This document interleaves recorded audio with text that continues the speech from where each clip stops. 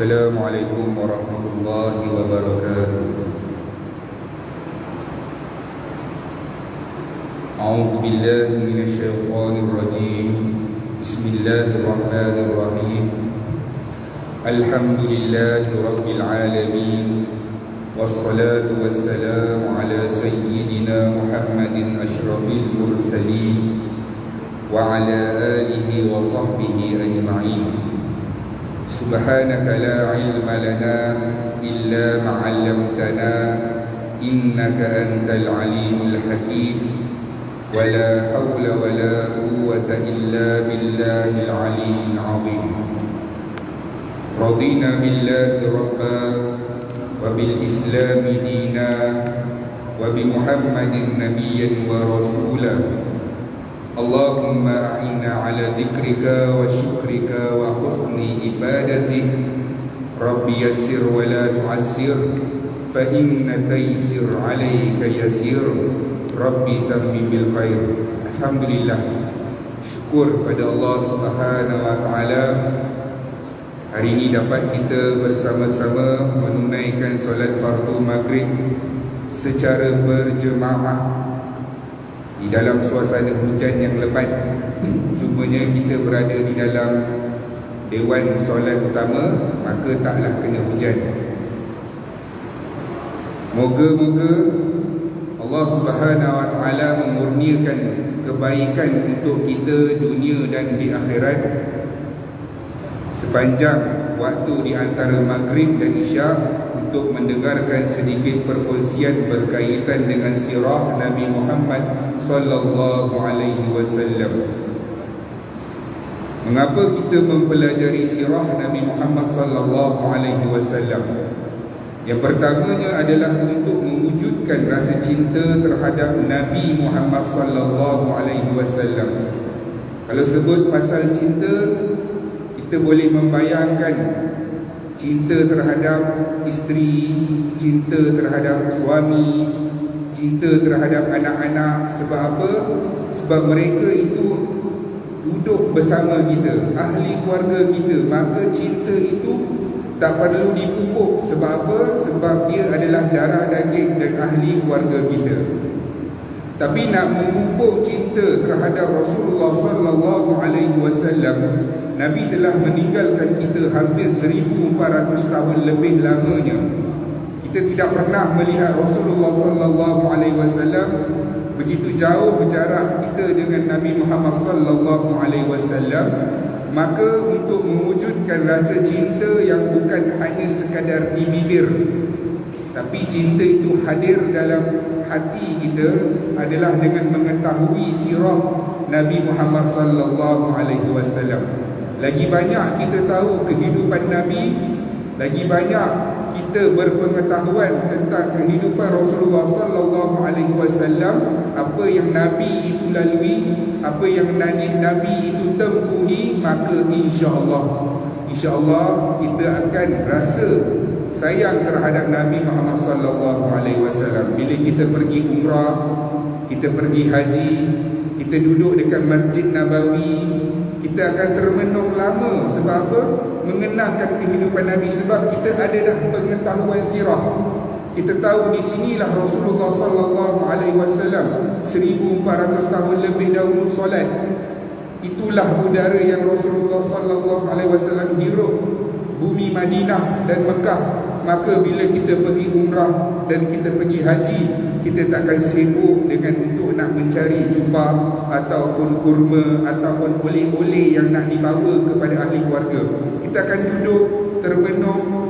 Lagi 2 hari nak balik daripada umrah, duduk kita lama di Masjid Nabawi, di Masjidil Haram, membayangkan Rasulullah sallallahu alaihi wasallam. Inilah dia dulu, bumi yang pernah didiami oleh manusia yang paling disayangi oleh Allah Subhanahu wa taala, malah makhluk yang paling disayangi oleh Allah Subhanahu wa taala, iaitu Muhammad sallallahu alaihi wasallam.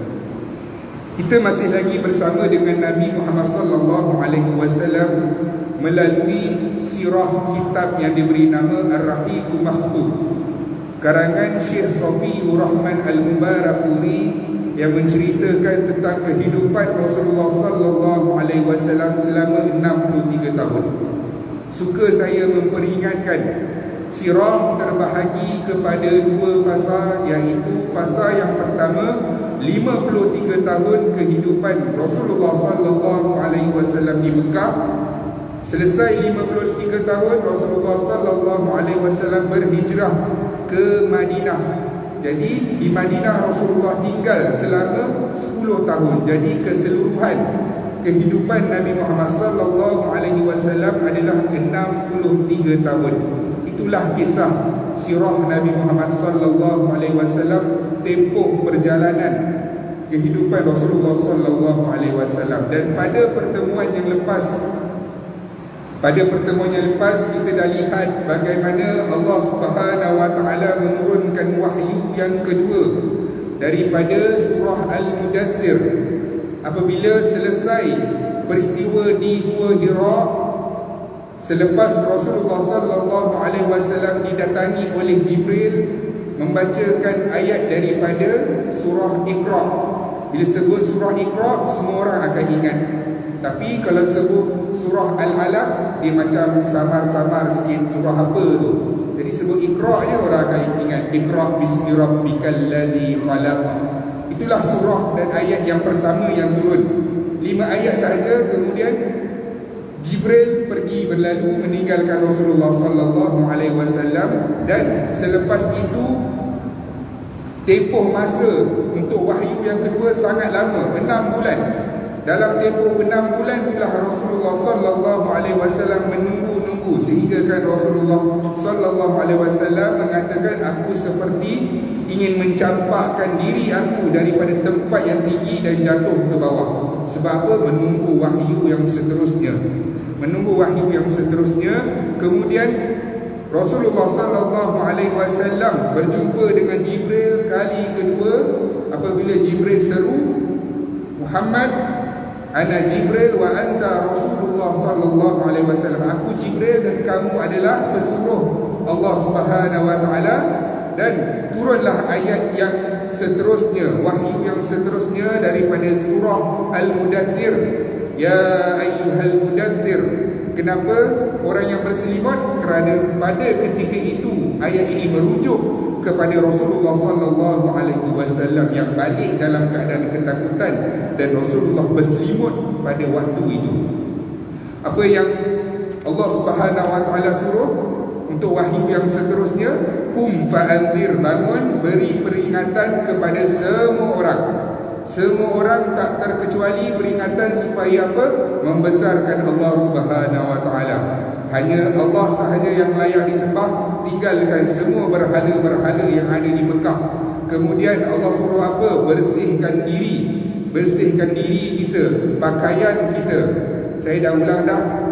Apabila sebut perkataan bersihkan diri, bersihkan pakaian kita, apabila seseorang itu ingin menunaikan solat, berpakaianlah dengan pakaian yang lengkap.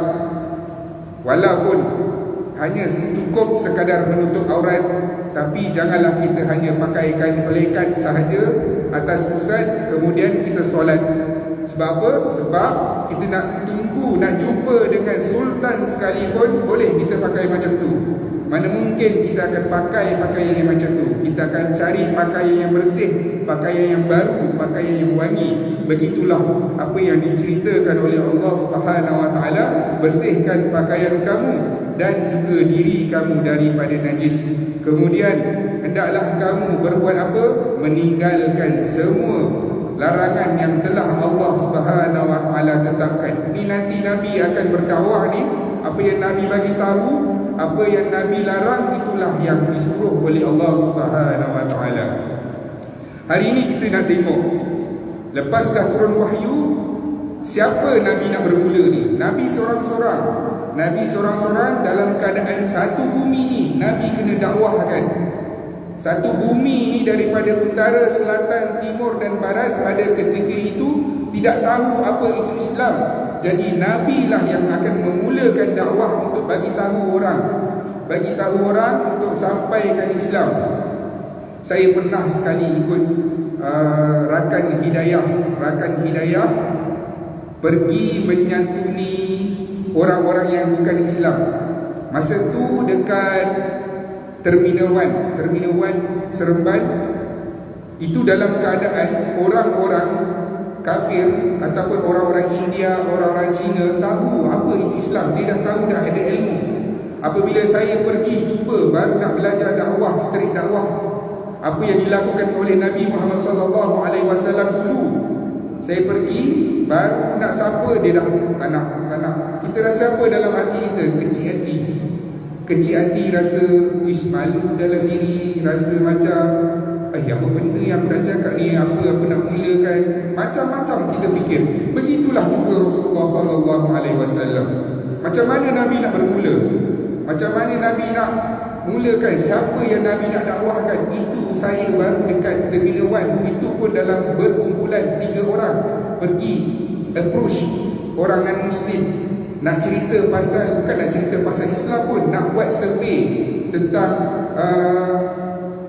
adakah kamu berkefahaman tentang Tuhan dalam agama Islam ini hanya satu dan tidak mempunyai Tuhan yang banyak.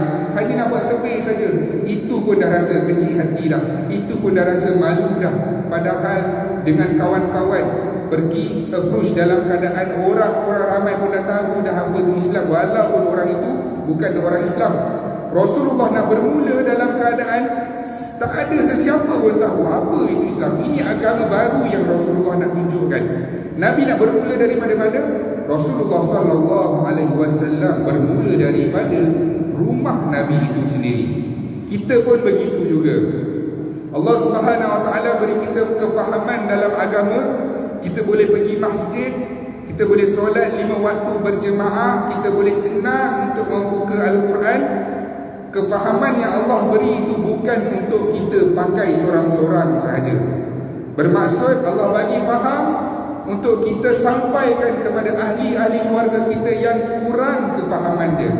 Sebagai contoh, ada ahli-ahli keluarga kita, adik kita, abang kita, saudara mara kita, yang kita lihat kalau kenduri, sibuk makan, sibuk berborak, dah waktu maghrib pun berborak lagi, duduk depan televisyen. Kita yang tahu, yang berfahaman dengan agama, yang Allah kurniakan faham agama, apa tanggungjawab kita?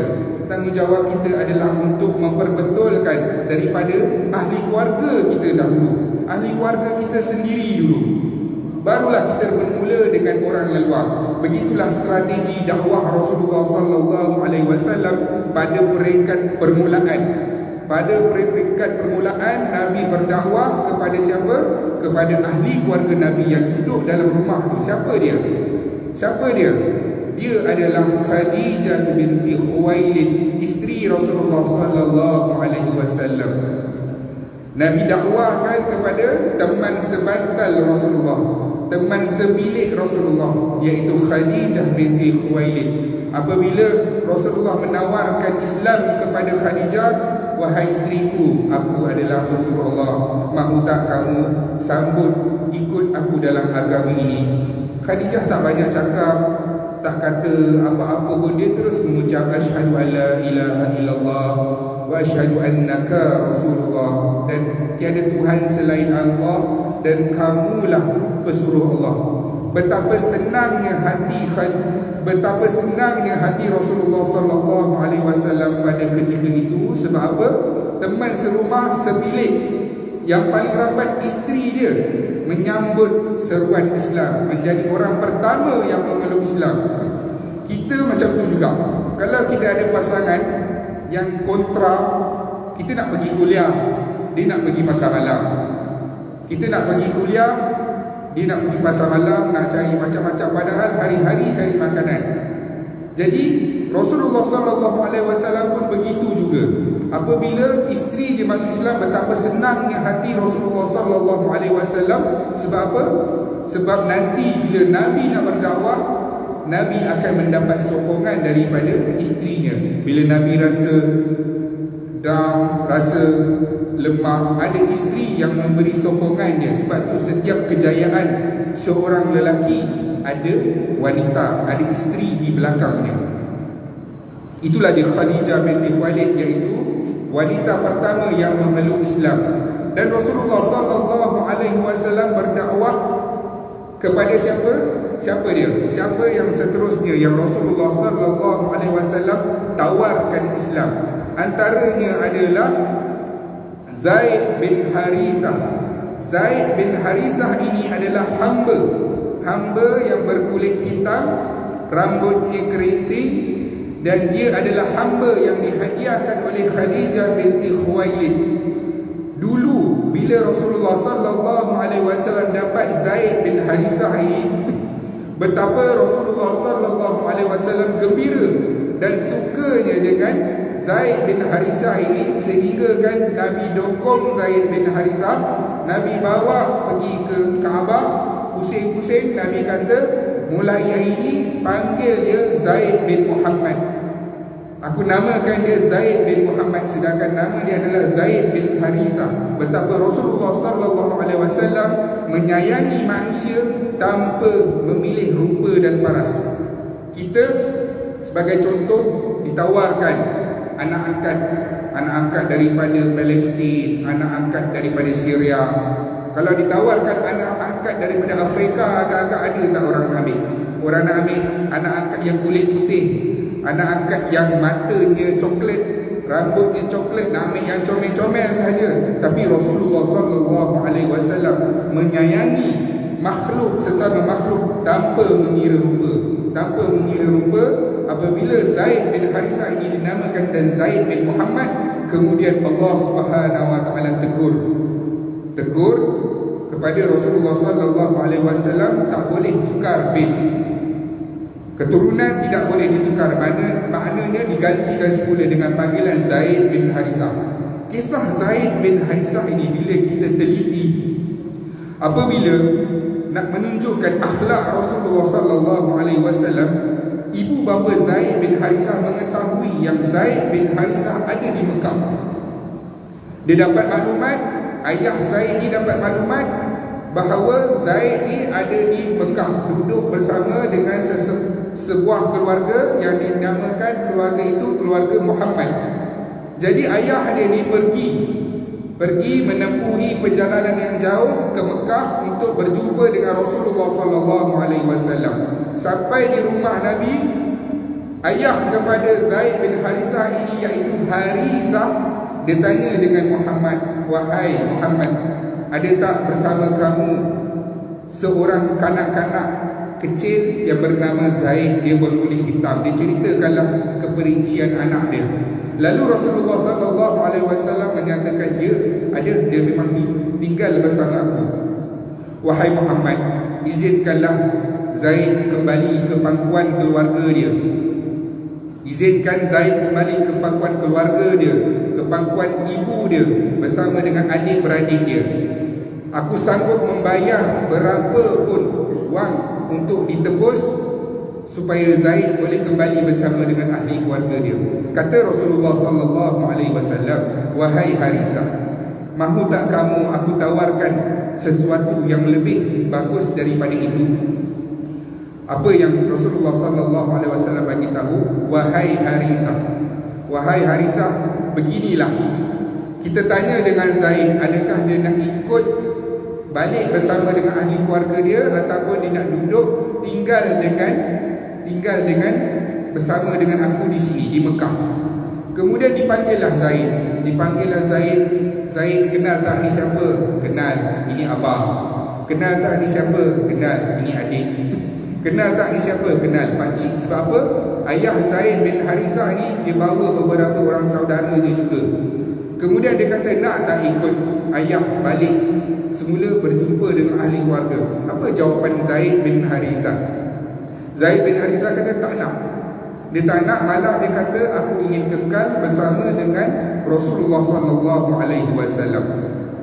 Kemudian bila mendengarkan peristiwa ini, apa yang dapat kita ketahui? Bahawa kalaulah seorang kanak-kanak itu yang duduk bersama dengan orang yang layan dia dengan baik, bercakap dengan percakapan yang baik, kata Khadijah binti Khuwailid, Muhammad tak pernah pun meninggikan suara walaupun memukul Zaid bin Harisah. Zaid bin Harisah ni siapa dia? Zaid bin Harisah ni adalah hamba. Nabi tak pernah pukul, Nabi tak pernah meninggi suara. Jadi Zaid bin Harisah mengambil keputusan untuk duduk bersama dengan Rasulullah sallallahu alaihi wasallam. Maka bapa kepada Zaid ni iaitu Harisah, dia kata apa? Dia kata tak apalah, Zaid duduk bersama dengan seorang lelaki yang baik, yang boleh menjaga dia dan memberikan manfaat untuk Zaid bin Harisah. Jadi baliklah si ayah ini. Maka Zaid bin Harisah menjadi orang yang terawal memeluk Islam, kanak-kanak terawal. Selepas Khadijah binti Khuwailid yang memeluk Islam, Rasulullah sallallahu alaihi wasallam menawarkan Islam kepada Zaid bin Harisah yang pada ketika itu masih lagi kanak-kanak. Kemudian siapa lagi yang berada di dalam rumah itu? Yang berada di dalam rumah Rasulullah sallallahu alaihi wasallam adalah Ali bin Abi Talib. Kita pun pelik, kenapa Ali bin Abi Talib duduk dengan Nabi? Sepupu Rasulullah duduk dengan Rasulullah sallallahu alaihi wasallam dengan Khadijah binti Khuwailid. Kita pun pelik, kenapa tak duduk dengan bapa dia Abu Talib, iaitu pemimpin Mekah yang lebih masyhur. Apabila kita lihat dahulu saya pernah cerita bila Rasulullah sallallahu alaihi wasallam duduk dengan Abu Talib, Rasulullah tengok anak Abu Talib ini ramai, Rasulullah mengambil upah mengembala kambing. Waktu kecil lagi, waktu kanak-kanak lagi, Rasulullah ambil upah mengembala kambing, dan separuh daripada upah itu diberikan kepada Abu Talib dan separuh lagi disimpan oleh Rasulullah sallallahu alaihi wasallam. Sebab apa? Sebab mengenangkan Abu Talib banyak tanggungan. Nabi kita sedar diri dia menumpang kasih daripada bapa saudara dia. Maka dia tahu mengenang budinya Rasulullah sallallahu alaihi wasallam. Apabila Rasulullah sudah dewasa, sudah berkahwin, tengok anak Abu Talib ni ramai, dia minta izin untuk ambil Ali bin Abi Talib untuk dijaga. Betapa mengenang budinya Rasulullah sallallahu alaihi wasallam. Betapa Rasulullah ini manusia yang paling membalas kebaikan. Sedangkan kejahatan pun Rasulullah boleh balas dengan kebaikan. Ini kan pula kebaikan. Mestilah Rasulullah sallallahu alaihi wasallam pasti akan membalas budi itu juga dengan kebaikan. Jadi Ali bin Abi Talib ini duduk dengan Rasulullah sallallahu alaihi wasallam. Kemudian Rasulullah tawarkan Ali bin Abi Talib Islam. Maka Ali bin Abi Talib menyambut seruan syahadah. Maka jadilah Ali bin Abi Talib antara orang yang terawal juga untuk berada dalam agama ini, iaitu agama Islam. Kemudian setelah Rasulullah sallallahu alaihi wasallam mengislamkan orang yang berada di dalam rumah dulu, isteri Nabi Muhammad, hamba ataupun anak angkat Rasulullah sallallahu alaihi wasallam, Zaid bin Harisah, Ali bin Abi Talib, sepupu Rasulullah sallallahu alaihi wasallam. Kemudian Nabi tengok, ini adalah strategi sama juga macam kita. Apabila Nabi dah Islamkan orang yang berada di dalam rumah, Nabi lihat siapa yang di kalangan orang yang Nabi kenal yang berpotensi untuk menyahut seruan Islam. Sama juga dengan kita. Kalau kita nak pergi memancing, kita nak pergi pancing, kita nak ajak siapa? Kita mesti ajak orang yang kaki pancing juga, orang yang ada joran, orang yang pernah update status pergi memancing, pergi laut tangkap ikan. Kita tak akan ajak orang yang tak pernah pun cerita dengan kita kisah pancing. Jadi bila Rasulullah sallallahu alaihi wasallam tengok orang yang berpotensi yang akan ikut Rasulullah sallallahu alaihi wasallam, Nabi tengok siapa dia? Abu Bakar As-Siddiq. Abu Bakar inilah sahabat Rasulullah sallallahu alaihi wasallam, di mana Nabi berkawan, bersahabat dengan Abu Bakar daripada kanak-kanak lagi. Inilah persahabatan yang membawa sehingga ke syurga. Betapa bila kita tengok hadis-hadis Rasulullah sallallahu alaihi wasallam, banyak hadis daripada Sahih Bukhari ataupun Muslim, kita akan lihat telah keluar daripada rumah itu Rasulullah, Abu Bakar, Umar. Telah berjalan Rasulullah, Abu Bakar, Umar. Telah bersepakat di dalam perbincangan itu Rasulullah, Abu Bakar, Umar. Inilah tiga sahabat tiga sahabat yang bersahabat kerana Allah Subhanahu Wa Taala. Apabila kita lihat Abu Bakar menyambut seruan Rasulullah sallallahu alaihi wasallam, kata Nabi, dalam banyak-banyak yang aku tawarkan orang di kalangan bukan ahli keluarga aku Islam yang menyambut dan menerimanya tanpa berfikir, ada orang yang berfikir Rasulullah tawarkan Islam, dia bincang dulu, dia fikir dulu, nanti dia jawab. Ada yang Rasulullah dakwahkan tak terus terima. Tapi apabila Abu Bakar didakwahkan oleh Rasulullah sallallahu alaihi wasallam, Abu Bakar terus menyambut seruan itu, sebab telah digelarkan sebagai As-Siddiq, yang membenarkan. Bukan sahaja dalam peristiwa syahadah ini sahaja, dalam peristiwa Isra' Mi'raj. Isra' Mi'raj, apabila orang dengar kisah Isra' Mi'raj itu, ada orang Islam yang ada pada ketika itu sebahagian yang murtad. Murtad sebab apa? Tak logik dan tak masuk akal.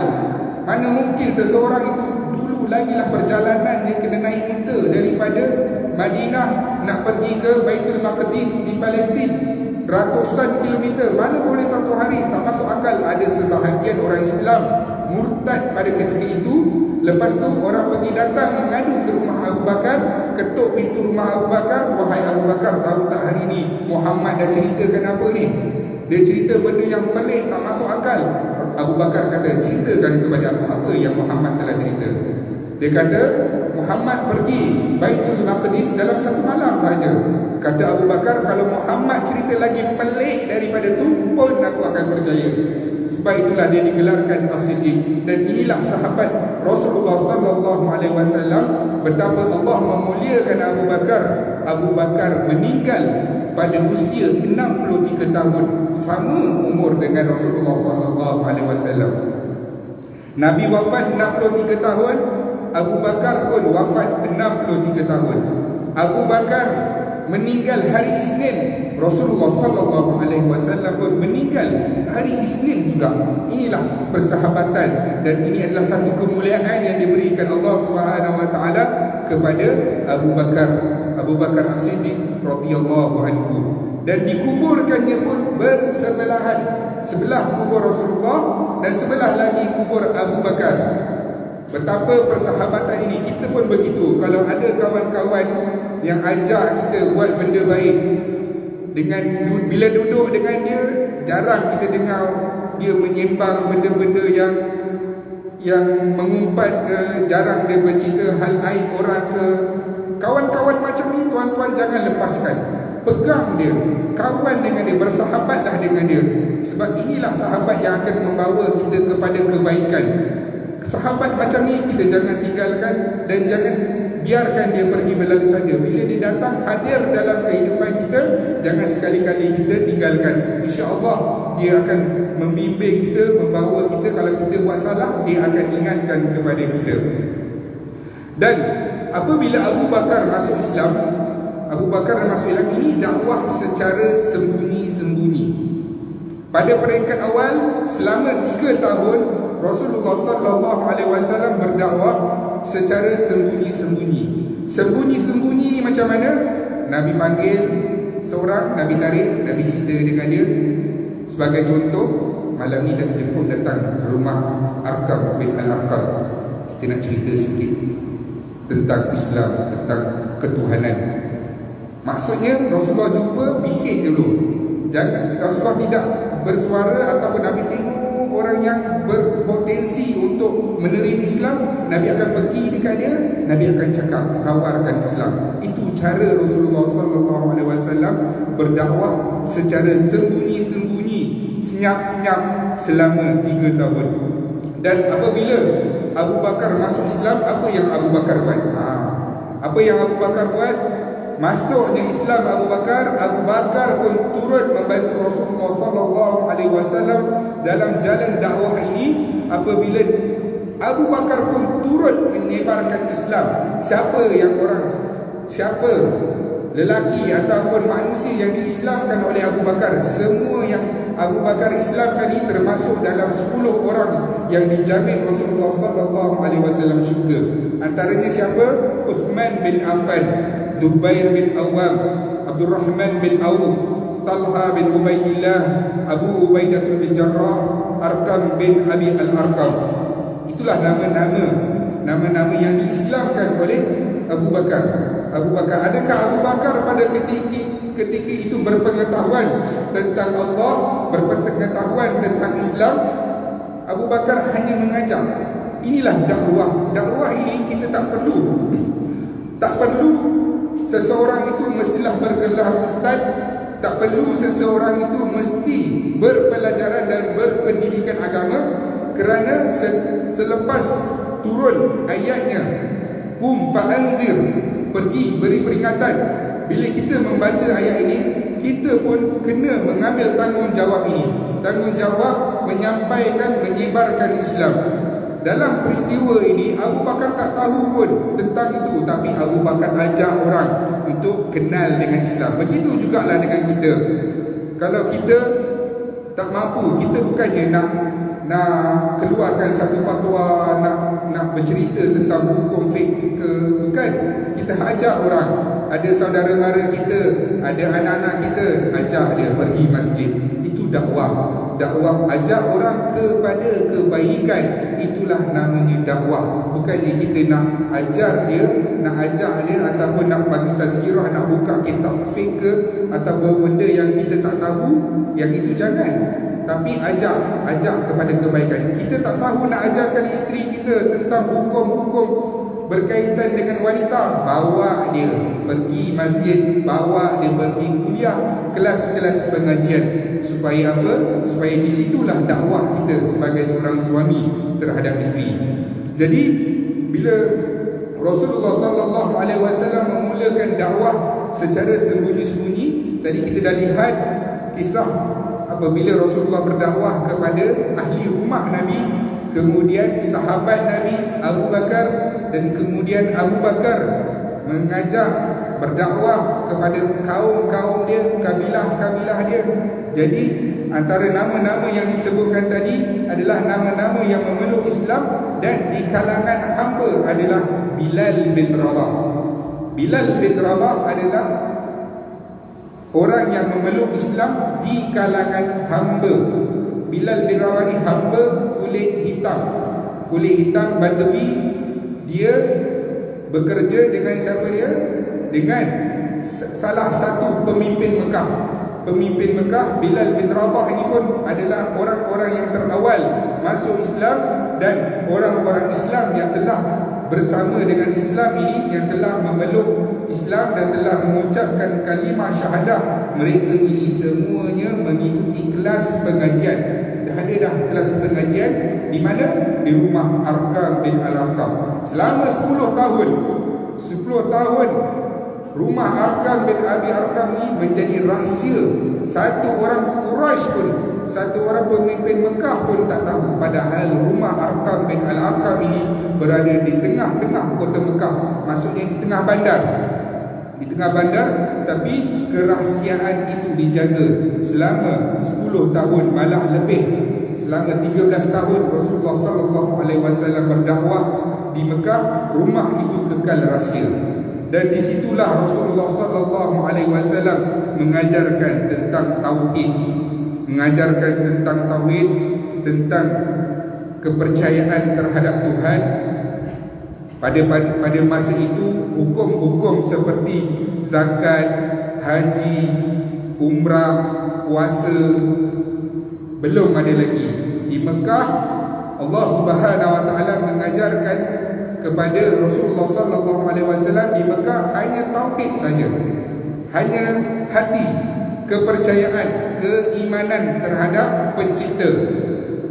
Jadi dalam peristiwa tersebut Rasulullah sallallahu alaihi wasallam berdakwah selama 13 tahun.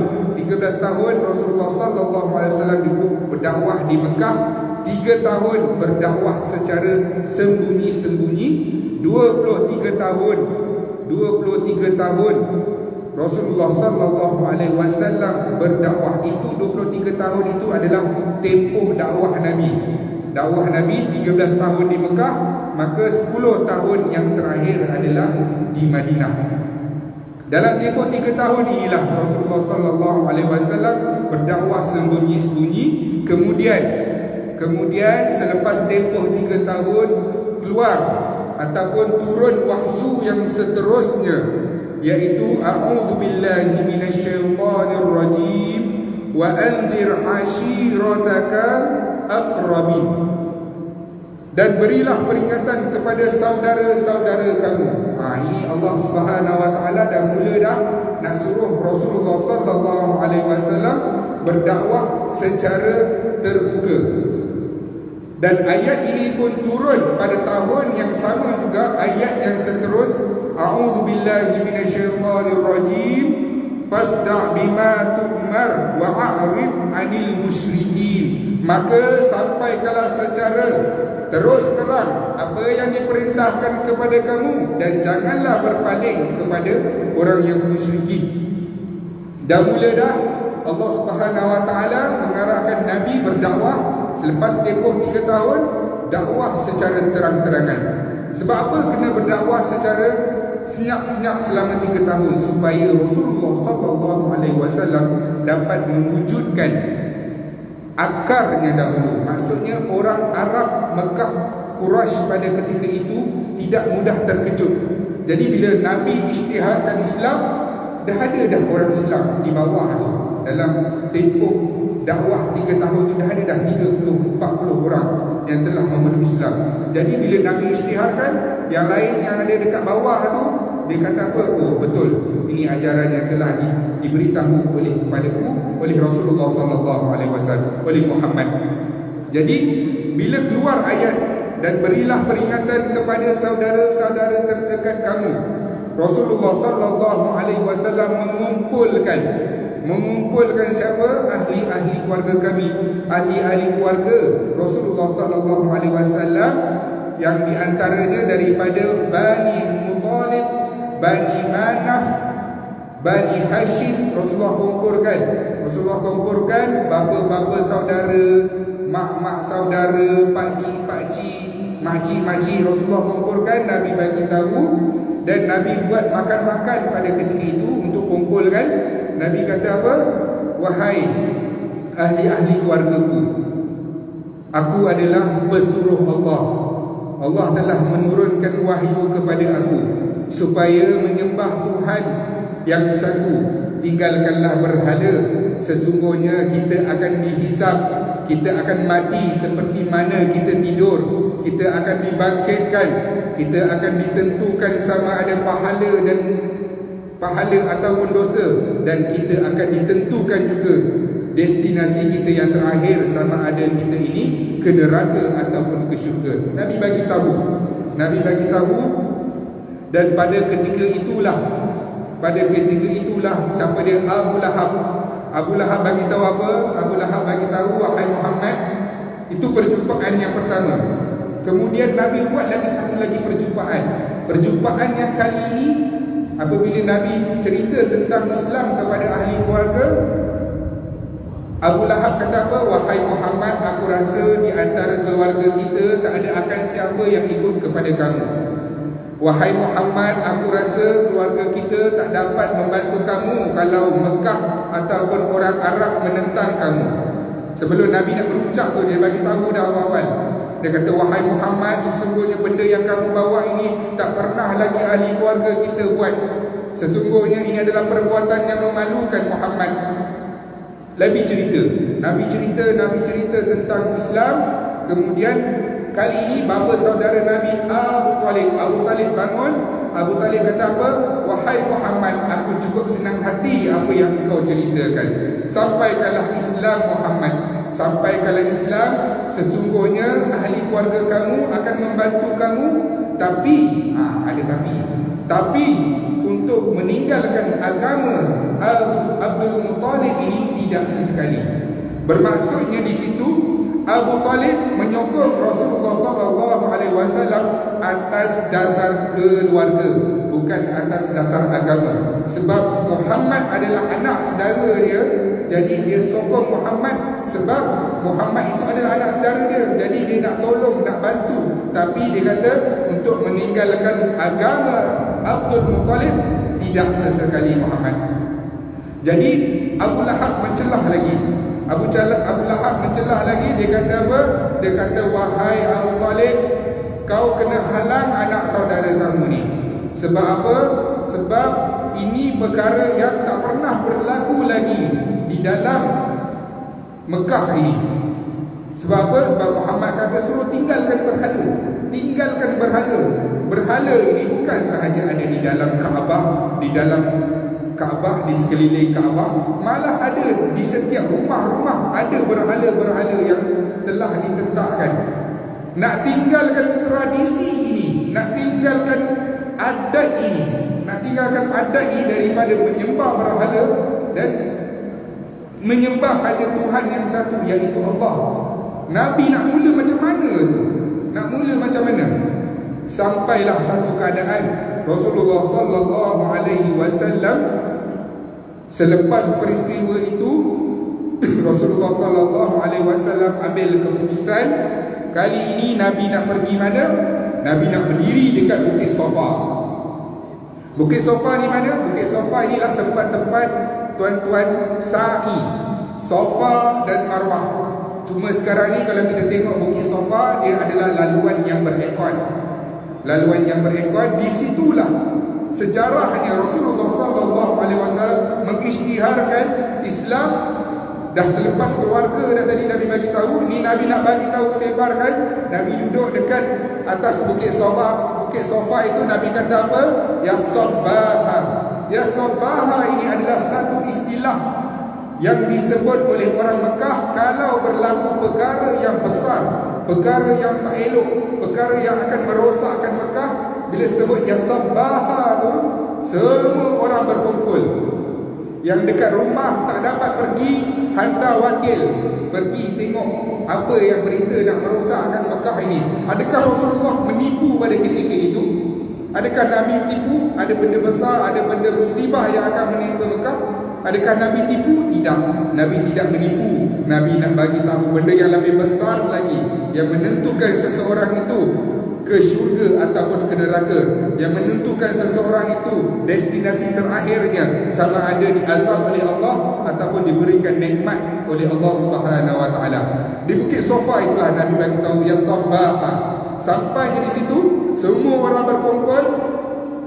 Rasulullah mulakan berpidato. Nabi kata, Nabi puji Allah, alhamdulillah, bersyukur kepada Allah, aku adalah pesuruh Allah, aku ditugaskan untuk menyampaikan Islam. Sampailah di pertengahan ucapan itu, Abu Lahab kali ini bangun, dia kata, tabbat laka Muhammad, celaka kamu Muhammad.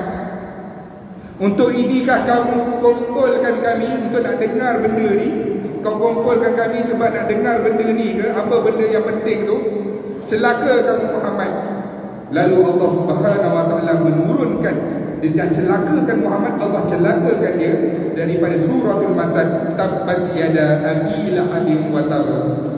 Allah celakakan dia. Seawal Islam ini baru nak muncul, baru nak percaya, Allah sudah celakakan Abu Lahab. Agak-agak Abu Lahab ni ada peluang tak nak masuk Islam? Betapa berbezanya suasana Abu Lahab waktu Rasulullah lahir. Dialah yang paling gembira apabila kelahiran Rasulullah sampai membebaskan hamba. Betapa besarnya dia membebaskan hamba ini. Seperti kita nak membayangkan betapa besarnya membebaskan hamba.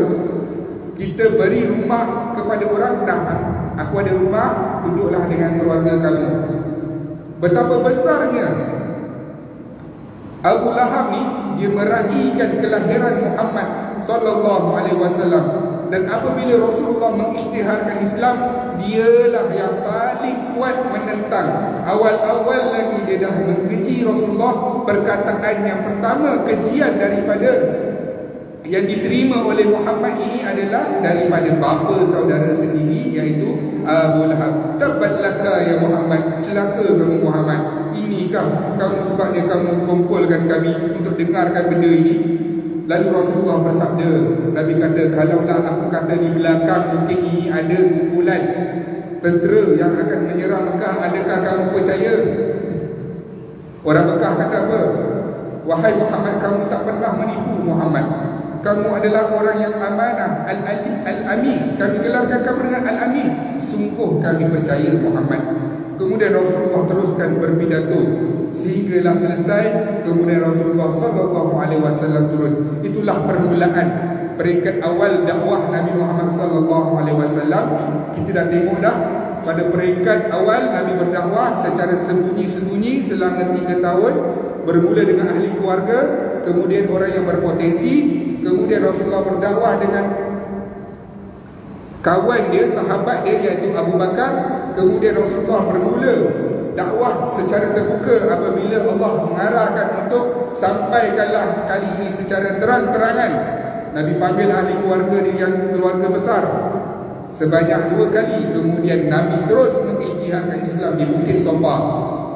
Di Bukit Safa, maka kali ini dakwah berlangsung secara terang-terangan. Cumanya apabila Nabi sampaikan Islam, ianya masih lagi secara sembunyi, tapi hanya Rasulullah sahaja yang beribadah secara terang-terang. Nabi dah mula dah solat di hadapan Kaabah. Nabi dah mula dah tawaf di Kaabah. Nabi dah mula dah membacakan Al-Quran secara terang-terangan. Sebab apa? Sebab arahan itu untuk Rasulullah sallallahu alaihi wasallam.